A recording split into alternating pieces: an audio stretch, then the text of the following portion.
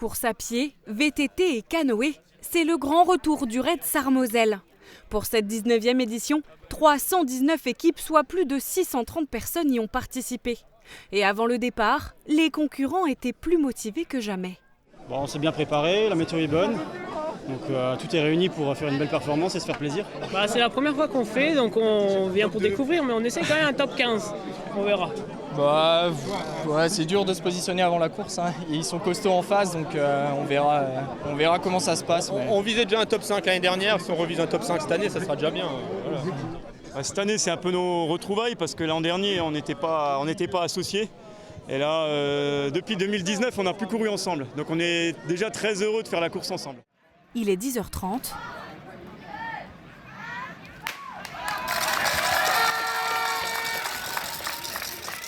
Cette année, la course s'est tenue en majeure partie sur le territoire de la Casque avec un départ et une arrivée à Houndelin.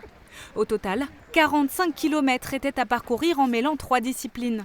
10 km de course à pied, 20 km de vélo, 5 km de canoë et une fois encore 10 km de vélo pour enfin revenir sur Houndelin. Avant on avait ville d'arrivée, ville de départ une année sur deux sur Sarreguemines avec l'arrivée sur Forbach et l'année d'après on faisait dans l'autre sens.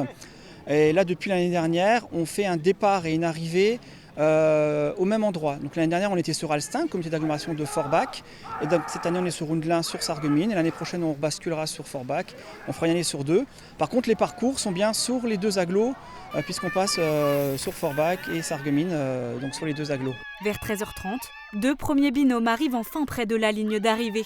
Un coude à coude remporté par Christophe et Thomas après 2h32 et 25 secondes de course. Ça fait plaisir, hein. Ça fait déjà quelques années qu'on le fait, mais on n'a jamais pu concrétiser ça ensemble dans la même équipe.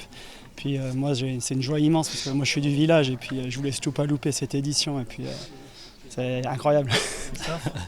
Moi je trouve que c'est vraiment une belle concrétisation comme il dit Thomas parce qu'on a bataillé dur, la course à pied c'était serré, le vélo on était en tête mais c'était suivi de très près du binôme qui est second et ils nous ont doublé à kayak et du coup c'est Thomas qui tire la bourre devant à vélo, donc grâce à lui on a réussi à rester au contact.